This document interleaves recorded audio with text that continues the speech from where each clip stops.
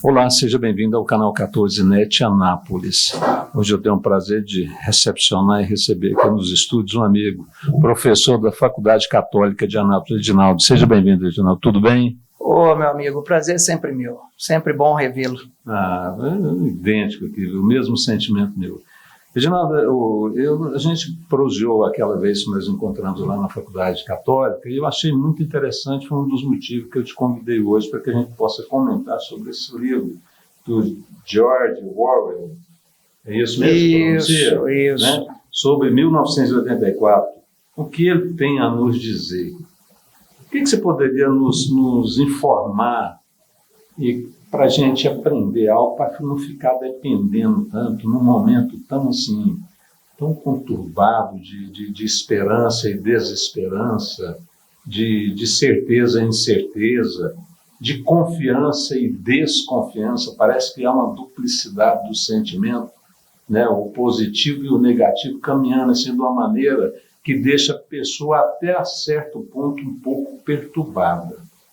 E ela acaba também não tendo aquele mesmo sentimento de que está captando algo que está enviando para ele, no caso a informação, dos acontecimentos locais, municipais, estaduais, nacionais e mundiais, que ele está absorvendo tanta coisa e de tantas maneiras, que ele tem hora que ele fala assim, eu já não estou querendo me interessar em nada. Né? Eu já não consigo mais nem acessar nada, que eu não estou entendendo em nada. Né? E eu queria que você, lógico, eu sei que você tem um conhecimento amplo disso e nós vamos esclarecer muito a você, viu? Eu espero que você tenha uma abertura bem saudável de aprender, porque quando a gente aprende, eu gosto de falar isso toda vez, a gente não depende. E se a gente passar a não depender tanto de tantas coisas, de tantas pessoas, de tantas entidades, a nossa vida vai melhorar muito mais. E aí, meu amigo, o que você me diz a respeito disso? Bom, diante, eu diria, dessa introdução, eu, antes mesmo de falar da obra, eu gostaria de propor, a título de analogia, quando você fala de muita informação, de confusão, isso tudo gera, eu diria, uma sensação de se sentir realmente perdido, você não sabe a quem dar ouvidos. Eu me lembro uma vez, por exemplo, naquele contexto da pandemia, um amigo me perguntou, mas, Edinaldo, o que está acontecendo, cara? O que fazer? Tanta informação, a quem nós devemos dar ouvidos e tal. Eu confesso que na oportunidade eu não tinha uma resposta objetiva, eu não tinha critérios objetivos. Eu falei, me dá um tempo que eu vou tentar entender um pouco melhor para depois responder. Nesse tempo, eu fui estudar, pesquisar, enfim, sabe a sensação que eu tive? É que eu estava num deserto, e nesse deserto, muitas vozes ao mesmo tempo, cada um dizia uma coisa, do tipo, vem para cá, vai para ali, faz isso, faz aquilo. Me senti perdido, continuei perdido. Nessa situação, me lembrei muito da filosofia da linguagem, me lembro de trabalhar isso com alguns alunos. Você, quando está perdido e ouve uma voz familiar, o que acontece? Você encontra o norte, não é mesmo? Num deserto, perdido, aquele monte de ruído, de vozes diferentes que você não conhece, cada uma dizendo para você fazer isso ou aquilo, e de um lado para o outro, enfim, você continua perdido, mas se você ouve uma voz familiar, o que acontece? Você se orienta e você segue na direção dessa voz, não é isso? É isso. E qual voz nos deve ser familiar? Eu te pergunto. A voz da verdade. A verdade nos orienta, ela é lâmpada para os nossos pés. E talvez agora você está se perguntando, mas onde está a verdade? Quem confirma essa verdade? Quem confirma a verdade, evidentemente, é a realidade. E eu tenho que lutar para descobri-la, para tirar o véu. Sabe por quê? Porque tem muita gente tentando encobri-la. Tem muita gente lutando para, em vez de tirar o véu, colocar mais véu. Sim, colocando mais véu. E o que eu quero dizer com tudo isso? Quanto mais camadas de mentiras, mais difícil é chegar à verdade. E quando se fala, por exemplo, de uma obra como 1984, ela deve ter sido... Ela começou a ser escrita em 1948, acho que foi publicada em 1949, salvo engano. Não existe nada mais atual hoje. Vale a pena, você que não leu ainda essa obra, leia, estude. Tanto é que tem muita gente produzindo um monte de conteúdo sobre ela, porque não existe nada mais atual. Você pega 1984, A Revolução dos Bichos, do mesmo autor, George Orwell, e pega outros aí, por exemplo, clássicos da distopia, como Admirável Mundo Novo, Fahrenheit 451, enfim, extremamente atuais. No caso de 1984, antes de começar a falar da obra propriamente dita, aqui eu não estou para falar de esquerda, direita, falar mal de A ou B. Para mim isso não interessa, porque eu me lembro, por exemplo, da Ana, né? A Ana Roosevelt, que ela dizia que grandes mentes discutem ideias, mentes medianas discutem eventos, mentes pequenas discutem pessoas. Então não estou aqui para perder tempo e nem para fazer com que aqueles que nos assistem também percam o seu. Então, ideias. Então, quando se fala de ferramentas, quando se fala de manipulação, e a gente olha para 1984 e olha para os nossos dias, eu convido você a imaginar uma coisa que eu acredito que nos ajuda muito a entender tudo que está acontecendo. Isso, eu me lembro de um grande amigo, né, foi professor e hoje um grande amigo. Ele sempre dizia: Edinaldo, presta atenção, toda mudança começa no mundo das ideias, essas ideias geram novas ideologias, essas ideologias são colocadas em prática nas instituições. E nós vivemos em uma sociedade institucionalizada. Então, com essa chave de leitura, olhando para 1984, você percebe as ideias, percebe as ideologias e percebe as instituições. E percebe também as ferramentas que eles usam para colocar tudo isso em prática. Então, por exemplo, olhando para 1984 especificamente, o chamado telemonitor, ou dependendo da tradução, teletela, um aparelho que permite que você envie e receba mensagens ao mesmo tempo. Lembrando que George Orwell, escreveu essa obra aproximadamente 20 anos antes da internet ser inventada. E ele falava dessa invenção, e quando isso se tornou possível, a nossa vida privada acabou. E aí, olha para os smartphones hoje. Você não consegue, às vezes, formular um raciocínio sequer sem que uma mensagem, né, te anuncie, né? Olha para cá. O fulano de tal publicou isso e aquilo, olha aqui. E você, ao mesmo tempo, também vou publicar alguma coisa. Enfim, onde está a nossa vida privada hoje? E como esses smartphones, a título de analogia, estão sendo usados hoje, é diferente de como o grande irmão usava em 1984, para manipular, para controlar, para fiscalizar. 1984, se você ousasse sequer pensar diferente do que o Estado esperava que você pensasse, você era punido, era perseguido, era combatido. E aí eu te pergunto, hoje é diferente? Não. Você não agradou à perseguição mesmo, você está fora do ninho, eles não têm interesse nem você, nem no que você pensa, nem no que você pode fazer ou deixou de fazer. Você simplesmente é anulado. Anulado, não existe. Entendeu? Sim, é até interessante um termo que se usa odiernamente, né? Você é cancelado. Cancelado. Eu acho impressionante isso, né? Você é cancelado. Como assim? Então, quando eu falei de ideias, ideologias e instituições, tendo em vista as instituições da obra 1984, eu também pergunto, é diferente hoje? Lá, por exemplo, eles falavam da polícia do pensamento.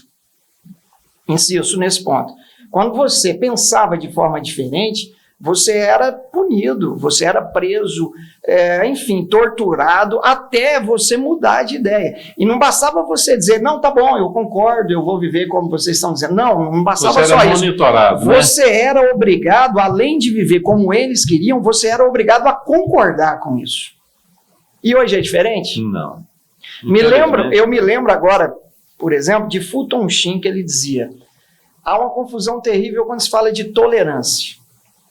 Tolerância, ela deve ser sempre aplicada às pessoas, nunca aos princípios. Por que nunca aos princípios? Os verdadeiros princípios são negociáveis, na sua opinião? Não. Não podem ser, porque senão não são princípios. Então, quando você fala de verdade, de confusão, a gente tem que criar também algumas ferramentas para evitar, porque eu me preocupo muito, muito mesmo, porque até onde eu consigo enxergar, e eu devo dizer, minhas limitações são muitas, mas até onde eu consigo enxergar, as pessoas que estão preocupadas com a verdade hoje são aquelas que lutam, que fazem de tudo para escondê-la. Hoje nós falamos de, por exemplo, PL das fake news. Talvez em outro momento a gente aprofunde isso. Mas quem vai determinar é verdade ou não? Que critérios vão ser usados? Acredito eu que não vai ser a realidade. Porque, para mim, verdade é a adequação da inteligência à realidade. Há uma conexão entre o que eu penso e a realidade, porque senão a coisa só fica na minha cabeça. Se você estuda um pouquinho de metafísica, é interessante mencionar, sem querer parecer muito chato, mas quando você fala de ser, tem diversas espécies, vamos dizer assim também como diversas propriedades do ser. Mas, por exemplo, você pode falar de um ser abstrato, de um ser concreto, de um ser possível, de um ser divino, de um ser necessário, de um ser contingente, enfim, diversas espécies. Mas tem também o que a metafísica chama de ser impossível. Como assim? Ser impossível. Por exemplo, um triângulo com 2 lados. É possível? Não dá. Não dá. E eu poderia passar aqui a tarde inteira dando esse tipo de exemplos. Mas tem coisas que não dá, são absurdas. E essas coisas estão sendo, muitas vezes, empurradas goela abaixo. Assim como o grande irmão, o Big Brother, fazia na obra. Por exemplo, o Winston, que era o protagonista, foi obrigado a acreditar que 2 mais 2 eram 5, porque o grande irmão queria assim. E, como eu disse, não bastava apenas ele acreditar, mentir. Ele tinha que acreditar e gostar daquilo, e fazer aquilo como se fosse realmente real 2 mais 2, 5. Sim. E é diferente hoje? Infelizmente, não. E eu te pergunto, quem está preocupado com isso? E lembra, instituição, Polícia do Pensamento, eles tinham lá também o que eles chamavam de Ministério da Verdade. Qual que era a função do Ministério da Verdade? Brincadeira. Mentir. Mentira. Tinha, por exemplo, o Ministério do Amor. Eu fui convidado recentemente a falar sobre violência contra mulheres e crianças. Eu tinha 3 minutos. Bom, uma tarefa quase impossível, né? Mas falei, bora lá, o desafio está aí, vamos tentar. Pedi a Deus sabedoria e fui, né? O que me veio à mente, a princípio, foi o seguinte: mais uma vez, metafísica, que, a meu ver, são coisas inegáveis, princípios. Todo efeito tem uma causa, não tem? Tem. Concorda? Concordo. Muito bem. No caso da violência contra mulheres e crianças, não é diferente. E, nesse caso específico, evidentemente, tem várias causas que merecem ser estudadas, combatidas, rechaçadas, não é isso? Bom, mas todas essas causas começam com a negação do amor. Você nega o amor, evidentemente, aspectos como a violência vão brotar em larga escala, não é mesmo? Só que aqui eu não falo de um amor romantizado, muitas vezes desfigurado, como a gente ouve por aí. Prova da nossa ignorância em relação ao amor hoje é que muita gente anda por aí dizendo, vamos fazer amor. Imagina, é um absurdo. Eu não estou falando desse amor romantizado, desfigurado, que é puro sentimentalismo raso, não é isso. Eu estou falando do amor no sentido próprio, o amor como fruto da vontade. O amor como fruto da vontade pressupõe necessariamente o querer bem, o proteger, o cuidar. Esse amor que, por exemplo, se você apela para a Sagrada Escritura, você percebe que ele tudo suporta, ele tudo crê, ele tudo espera, ele tudo perdoa. Enfim, o amor em si.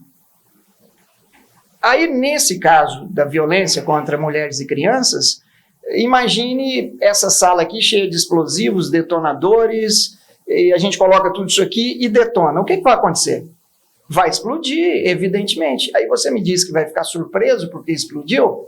Você fez tudo para que explodisse. O que eu quero dizer com isso? Nós estamos fazendo tudo para que a violência aconteça. No nosso caso específico aqui, de 1984, nós estamos nos conformando com tudo que nos é dito. E batemos no peito e dizemos, não, tá certo. Se o Ministério da Verdade disse que é verdade, é verdade. Se eles dizem que 2 mais 2 são 5, 2 mais 2 são 5. Se o Ministério do Amor, por mais que ele promova o ódio, mas se é ele que está promovendo, ótimo, é amor. E quem está questionando isso? Quem está tentando ir além das aparências? Quem está tentando, romper esses grilhões? Os grilhões que o grande irmão nos apresenta. É preocupante isso, porque as ferramentas são muitas. Por exemplo, dentro desses ministérios tinham vários departamentos. Por exemplo, o departamento de registros. Como funcionava esse departamento de registro? Acontecia uma coisa qualquer aqui, mas essa coisa, esse fato que aconteceu não está de acordo com os interesses do Estado. O que eles faziam? Eles manipulavam tudo de acordo com os interesses do Estado. Usavam jornais, TV, música, panfletos, cartazes, a propaganda em geral. É diferente conosco hoje? Nenhuma diferença. Então a gente percebe todas essas ferramentas hoje de uma maneira, eu diria, muito mais eficaz, muito mais rápida, muito mais abrangente. Está entendendo? Então, se você olha para 1984, a obra 1984, e olha para a nossa realidade, é assustador o que podemos inferir a partir daí. É incrível mesmo, é uma possibilidade anterior com a realidade presente, sem mudar nada. O mesmo modo operandi, a mesma maneira de conduzir, de utilizar, quer dizer, vem da ideia, depois passa, vai, mas até chegar no órgão público. Eu até quero te fazer uma pergunta. Todo desencadeia, chega no órgão público, que ali eles dominam, seria a questão mesmo financeira, porque a gente vê como que toda uma sociedade se rendeu ao silêncio, todas, eu não estou falando só uma, não, todas, religiosas, todas, não tem uma exceção, mas silenciaram tudo assim num passe de mágica mesmo. Ninguém fala nada, não sabe, ele até percebe que tem algo que não está correto, porque a gente conversa, a pessoa às vezes ela manifesta, mas depois ela, na hora que você fala, mas e isso?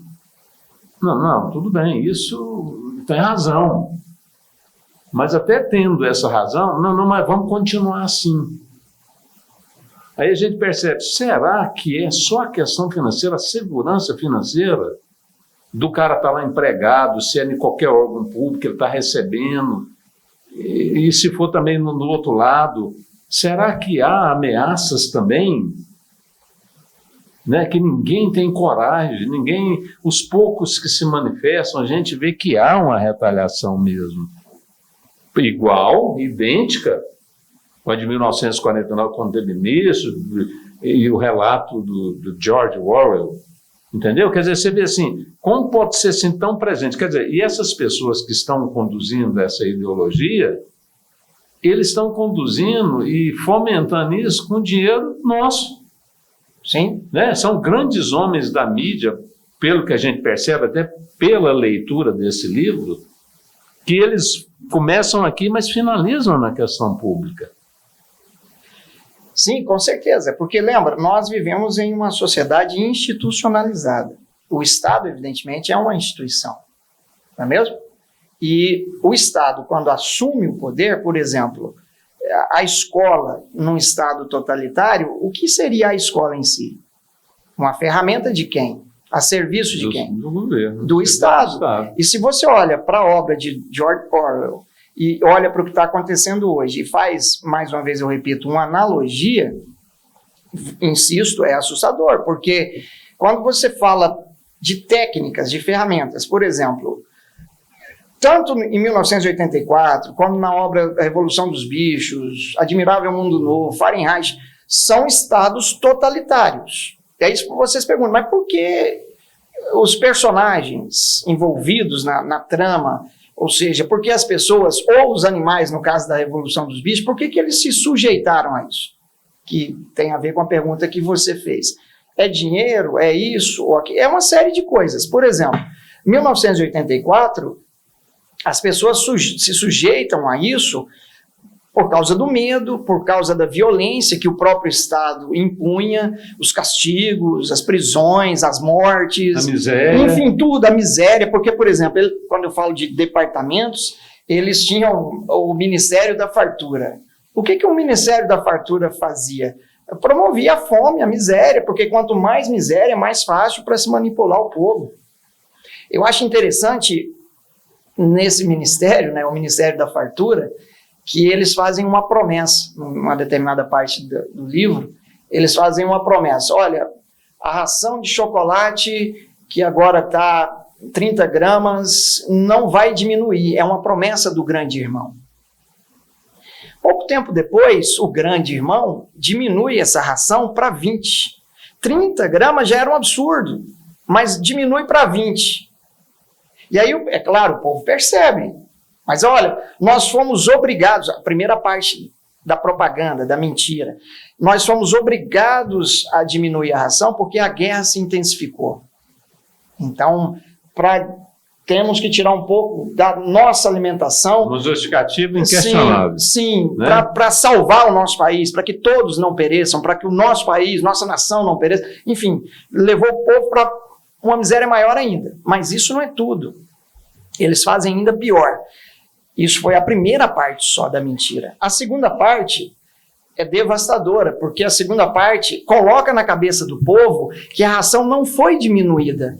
A ração estava em 10 gramas e o grande irmão passou para 20. Nossa. Você percebeu? Aí talvez você me diz assim, mas isso é absurdo, Edinaldo, ninguém aceita isso. Ora, não aceita? Olha para a nossa realidade.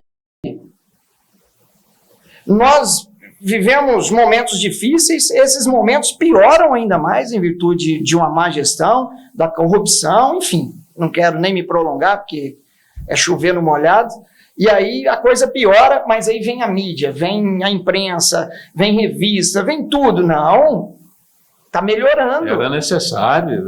Primeiro, era necessário, mas agora está melhorando. Enfim, não precisa ser um gênio para perceber isso. Você está entendendo o que eu quero dizer? Então, precisamos pensar sobre isso. E é interessante o que o Estado faz ainda como ferramenta. O Estado totalitário da obra de George Orwell. Eles usam tudo para diminuir a capacidade de argumentação, capacidade de raciocínio. Por exemplo, eles trabalham também em um dos departamentos, um departamento que cuida de um novo dicionário. É o dicionário da chamada nova língua, ou nova língua. Ao contrário de todos os outros dicionários, em vez de incorporar mais palavras, não, esse dicionário diminui, vai reduzindo cada vez mais. Então, se você tira, por exemplo, a palavra justiça, se você tira a palavra amor, se você tira a palavra verdade, como que você vai defender esses aspectos da nossa realidade se você não consegue nem expressar essa dimensão da realidade? Como que você vai argumentar? Impossível. Aí eu te pergunto, é diferente conosco hoje? Não. Não. Nosso vocabulário é cada vez mais reduzido. E um outro fenômeno que eu gostaria de observar da atualidade, a mudança nos termos. Por exemplo, aqui eu não quero escandalizar, talvez escandalize alguns, mas é para levar a pensar mesmo. Eu vou adotar um cachorro. Eu vou interromper a gravidez. Aqui eu não quero ser mal interpretado, por favor. Talvez seja cancelado por má interpretação, mas já que a gente está aqui para fomentar algumas discussões, algumas observações, não tem nada a ver com homofobia, não tem nada a ver. Mas, por exemplo, eu li uma vez uma manchete, dizia o seguinte: homem grávido. Aí eu fiquei me perguntando, mas é possível um homem grávido? Perguntei isso não a partir de religião, a partir de sei lá, fanatismo alto. Não, perguntei isso a partir da metafísica. Lembra da metafísica? Ser impossível, triângulo com dois lados. Eu fiquei me perguntando, é possível um homem grávido? Então, mudanças que vão acontecendo, que muitas vezes aparentemente são insignificantes, não tem problema nenhum, que talvez vai promover o caos. Eu também poderia citar vários exemplos de mudanças na terminologia. É como se você mudasse a terminologia e mudasse a realidade. O governo é mestre nisso. Estamos promovendo uma educação inclusiva. E aí, muitas vezes, sem estrutura nenhuma, sem profissionais adequados, enfim, sem a mínima estrutura, e pega alguém e tem algum déficit e joga lá dentro da sala. E está chamando isso de inclusão. Mas é verdadeiramente incluir? Você está entendendo o que eu quero dizer? Tô. Quando se fala de racismo, disso ou daquilo, aí fala de cota, fala disso, fala daquilo. Isso está combatendo realmente o racismo? E vão mudando os termos, como se mudasse a realidade. Essa engenharia é a mesma que aconteceu? Sim, com certeza. Com certeza. É manipulação. Essa história de você jogar todos contra todos, né? Por exemplo, homossexuais contra heterossexuais, gordos contra magros, brancos contra negros, ricos contra pobres, patrões contra colaboradores. Quem ganha com isso? Já parou para pensar? Acredito eu que também não precisa ser um gênio para perceber que um reino dividido, ele se enfraquece, ele fica mais fácil de ser conquistado. Então, todos ali brigando com todos, isso gera o caos. Quem chega para resolver o problema? O grande irmão. Grande irmão. É o bam, Aí, bam, bam. quando você pergunta por que as pessoas se sujeitam a isso, percebeu? Pelo medo, o comodismo, enfim, uma série de coisas. Pelo prazer, pelo castigo. Então, tem ferramentas que eles usam para... Aqui, se você me permite, também acho que vale a pena a analogia. Uma vez ouvi um camarada contando uma história. Segundo ele, ele tinha 13 irmãos. Eles moravam na roça. E aí, a mãe, imagina, cuidar da casa, cuidar da comida, cuidar da roupa dessa galera toda, enfim, cuidar de tudo e ainda cuidar dos menores, porque os maiores já estavam ajudando o pai na roça, mas os menores, que eram muitos, estavam ali. E ela, naquela dificuldade toda, então ela teve a brilhante ideia: eu vou criar um grande caixote, vou colocar essas crianças dentro desse caixote, que aí fica mais fácil de controlá-las. E assim ela fez. Quando eles estavam mais agitados ali dentro, ela preparava uma limonada, um bolo de fubá, e eles se acalmavam. E assim a vida seguiu, e ela teve, eu diria, uma facilidade maior para vigiar, para controlar. O diabo viu isso e pensou: cara, excelente ideia dessa senhora. Eu também vou construir um monte de caixotes. E aí veio o assessor do diabo e disse: mas o senhor das trevas, o senhor vai construir esse caixote, vai colocar as pessoas lá, mas só vai funcionar enquanto essas pessoas forem crianças, enquanto elas não tiverem noção que estão dentro de um caixote sendo manipuladas. O diabo disse, não, fica tranquilo que eu já pensei nisso. Eu vou criar os caixotes, vou colocar as pessoas lá dentro e vou colocar dentro da cabeça dessas pessoas que dentro do caixote é que elas são livres, dentro do caixote é que elas estão bem, dentro do caixote é que elas estão seguras. Você está entendendo? Estou entendendo. É igual o pássaro, né? Ele está na gaiola, ele está em paz ou está preso? Então, essa é a grande questão. Aí se você me perguntar, esses caixotes existem? Eu tenho certeza que sim. Foi o diabo que criou? Eu não vou entrar nesse mérito da questão. Mas os caixotes estão aí. Eu poderia citar inúmeros exemplos. É uma alienação mesmo, né? Sim, eu uma vez vi uma senhora dizendo, ainda bem que essas calças Saint-Tropez estão saindo de moda, porque eu me sentia muito mal usando-as. Eu fiquei me perguntando, mas minha senhora, quem a obriga? Ela, não, ninguém me obriga, eu faço porque eu quero. Mas prestou atenção na frase anterior? Eu me sentia muito mal usando. Então, se você me pergunta, a moda é um caixote, a TV já tem um formato de caixote, enfim, o dinheiro, quando ele é colocado num lugar que não se deve, ele acaba te manipulando. Eu costumo dizer que nada contra o dinheiro em si, não é isso, mas eu costumo dizer assim, onde o dinheiro toca, apodrece. Eu digo toca no mal, ou seja, a pessoa coloca o dinheiro acima de Deus, acima da família, acima dos amigos, acima de tudo, e vai apodrecendo tudo. Então, e tudo isso... Ele é escravo mesmo do dinheiro. Né? Sim, ferramentas. Se a gente fala de dinheiro, fala de consumismo, me lembro, por exemplo, dos burgueses. O que os burgueses faziam para controlar, primeiro, o que eles chamavam de massa, ou seja, os operários? Eles tinham que trabalhar 18, 20 horas para sobreviverem, comprar ali a comida para não morrer de fome e uma roupinha para não morrer de frio, uma roupinha para não morrer de frio. Necessidade e mesmo. 20 horas trabalhando. Aí chegou um tempo que o povo não suportou mais isso. Os sindicatos se organizaram, não, vamos lutar pelos nossos direitos e tal, e tal, e tal, e tal. Bom, conseguiram. Mas a manipulação, a escravidão acabou? Não. Começaram a pensar o que nós vamos continuar fazendo para que eles trabalhem cada vez mais, ou seja, continue debaixo dos nossos, eu diria, dos nossos controles, né, do nosso domínio. Na sua opinião, o que foi criado depois? Para mim, claramente, a gente vê hoje a questão digital. Hoje, as pessoas são realmente escravizadas pelo Instagram da vida, pelo Facebook, e assim sucessivamente. Tem gente que você chega em casa, as pessoas ficam... Você chegou, tá no celular, não sai mais, não tem interesse de passear, não quer sair, não quer ir almoçar fora, não quer nada. Se você entregar o celular ali, está tudo resolvido. Sim.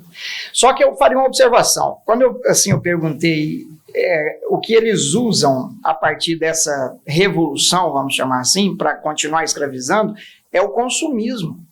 E esse consumismo, para aproveitar a sua deixa, é potencializado pelas mídias, pelos smartphones, né? Enfim, pelos meios de comunicação em massa.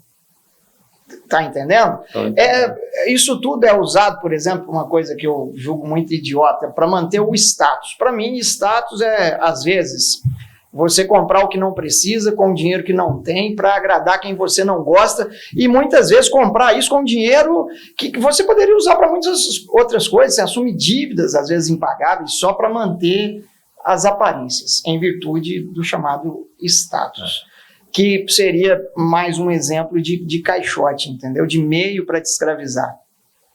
Mas aí você vai falar com um camarada e ele vai te dizer o seguinte, ó, eu faço isso porque eu quero. Mas é realmente isso? Então, são coisas que eu acho que vale a pena pensar sobre elas. Essa questão do consumismo é violento mesmo. É muito violento. E realmente também a questão digital veio e potencializou isso. né, a questão do consumismo mesmo. Foi utilizado muito, pois você falou anteriormente no início da conversa, que hoje eles monitoram a gente. Minha esposa mesmo entrou num site aí, e um interesse no automóvel. Você não acredita que no outro dia um cara ligou para ela? Não, acredito. E detalhe, são as ferramentas, né, que eles usam.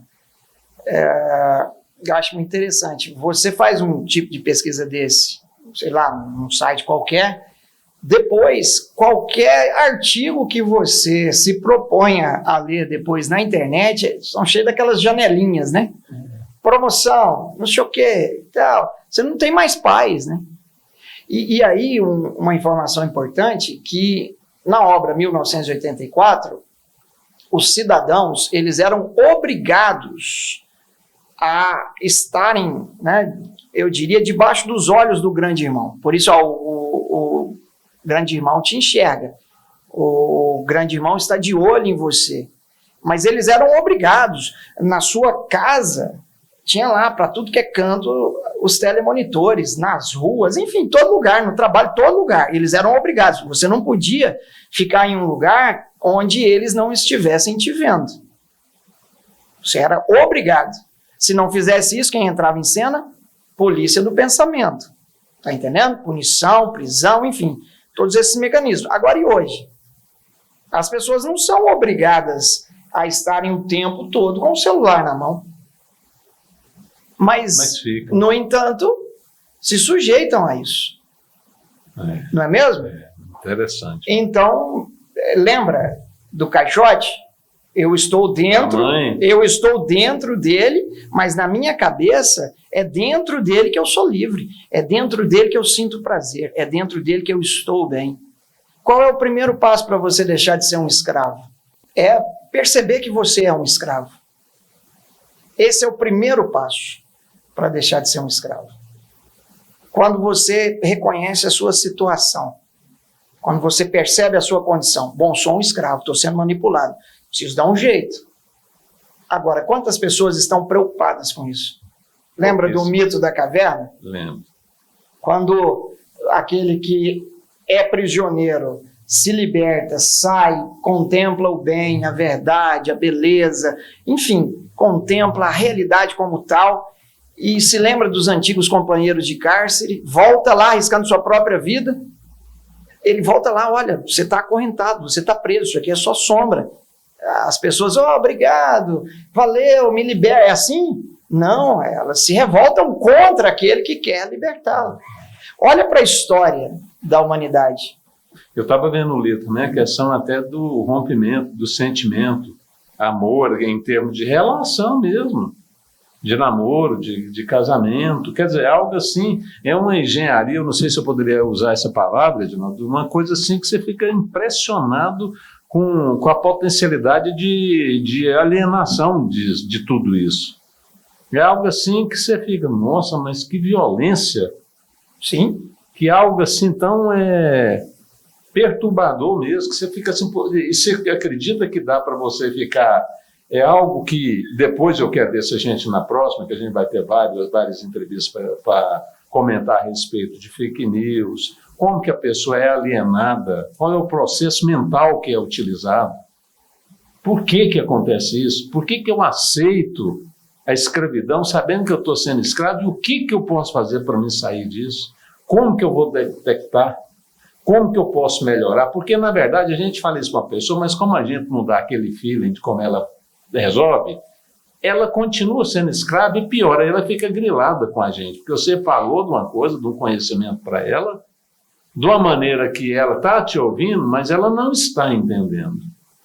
Entendeu? Sim. Ela não está entendendo, então quando passar para a realidade dele, quando ela sair, ela parou de te ouvir e foi para a realidade, como você não deixou o caminho a seguir, assim, bem claro, porque nós ainda temos esse grande problema, vamos dizer, no Brasil. A gente sabe e não sabe de nada. A gente aprende e não aprendeu nada. A gente sabe que entende e não entende nada. A gente sabe que entendeu e não entendeu. Balança a cabeça mesmo, eu entendi, mas não entendeu. Sim. E precisa ser assim, algo muito claro. Olha, faz isso e isso durante tanto tempo e monitora o resultado.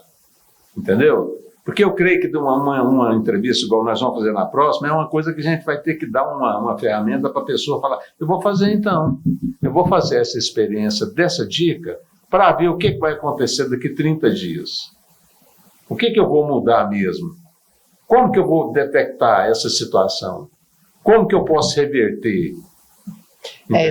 São perguntas excelentes, eu diria. Né? Por quê? Porque é fácil eu chegar e falar do tal, e pá, mas e depois, tá bom, Fernando, e agora? Como é que eu saio da caixa? Como é que eu vou sair disso? Eu sei que eu estou sendo escravo, mas eu estou aceitando ser escravo porque eu não tenho um método de ensino, de conhecimento para me sair disso aqui. Eu sei que tudo isso que é usado, que foi usado lá, igual o livro próprio relata, sim, a gente vê que é isso no mundo inteiro. Sim, sim. No mundo inteiro. É no Brasil, é fora do Brasil, é em todo lugar. O modo operandi deles é o mesmo. É isso, é ameaça, é a punição. Sabe que é assim.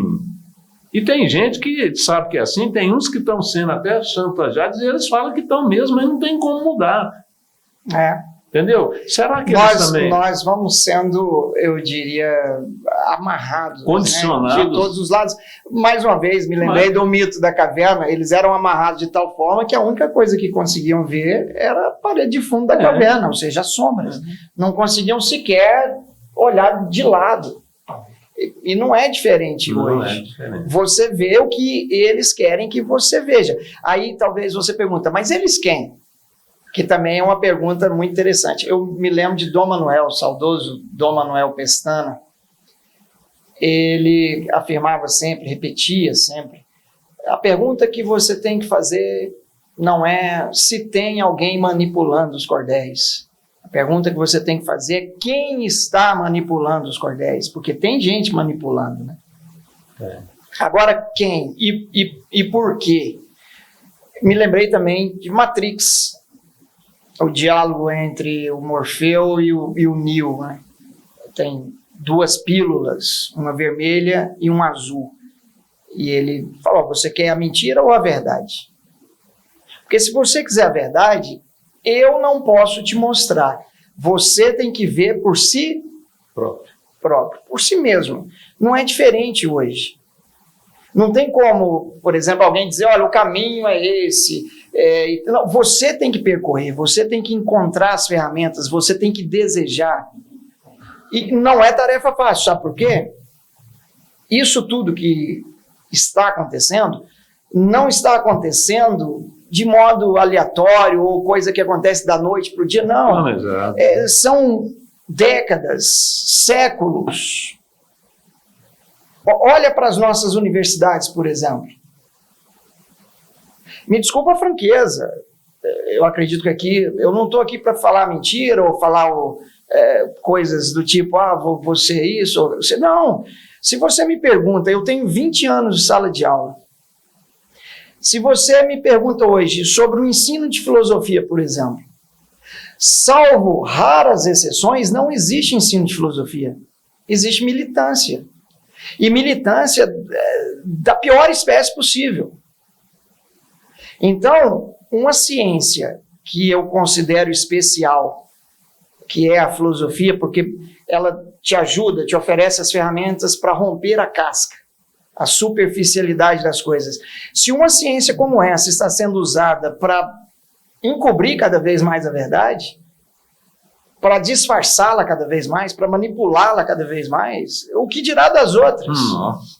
Mas vamos fazer o seguinte, vamos nos comprometer aqui, o próximo tema nosso vai ser alienação. E vamos ver se a gente consegue, professor, através das nossas ideias, ter um exercício que a pessoa pode fazer e ter um resultado de um início de sair da alienação. Por exemplo, todos esses que tiveram e têm essas ideias, certo? Eles criaram um método. Todos eles têm um método. Você pega dele, do outro, eles têm tudo, é uma cartilha mesmo. Faz isso, faz isso, faz isso, faz isso e vai chegar nisso. Então, vamos ver se a gente consegue, no próximo, que eu já deixo aqui o convite, Estou à disposição. para a gente criar o exercício para sair da alienação. Como? O que eu devo fazer? Como eu devo fazer? Em que situações eu devo fazer? Porque daí eu creio que nós vamos contribuir muito para a pessoa que está, e a gente percebe que muita gente quer sair, mas eles não dão conta. Eles não conseguem. Eles não sabem raciocinar nisso. Porque essa situação, ela deixa a gente perturbado mesmo. Ela foi utilizada com esse princípio e para esse fim, de deixar dúvida em tudo. Sim. Então, tudo que você mentalizar, você vai falar, não, está certo, não, mas e isso aqui? Então, você viu que pegaram a gente muito bem. Você não consegue romper fácil. Só se você fosse desligando de tudo que está te oferecendo, desligando mesmo. Eu vou desconectar. Geral. Não é tarefa fácil. E não é fácil. Então, aí, porque se nós continuarmos assim, todas as mídias do Brasil e do mundo inteiro, sem dar o remédio, a doença vai permanecer. Entendeu? Nós vamos falar, vai chegar um ponto que nós também vamos chutar o pau da barraca. Não vou falar mais nada, não, que por mim que todo mundo desça a ladeira ou subir a ladeira, tanto faz. Eu me lembrei de uma coisa agora que eu acho que vale a pena aqui, que tem a ver, em partes, com o que você acabou de dizer, né, de desanimar e tudo. Lembro, se não me engano, foi Rui Barbosa que disse, eu não me lembro exatamente, mas disse, olha, de tanto ver prosperar a iniquidade, enfim, a desonestidade, vai chegar um tempo que você vai ter vergonha de ser honesto. Assim, eu acredito que em pouco tempo, você, para dizer a verdade, você vai se tornar uma espécie de mártir. Porque a verdade hoje, ela é vista por muitos como algo autoritário. Eu vou te dar um exemplo que eu acho que vale a pena. Aqui eu não estou falando como padre, pastor, nada disso, mas eu vou usar a Sagrada Escritura só para tentar ilustrar. Tem uma parte do Evangelho que nosso Senhor Jesus Cristo ele diz o seguinte, você é meu amigo se fizer o que eu mando.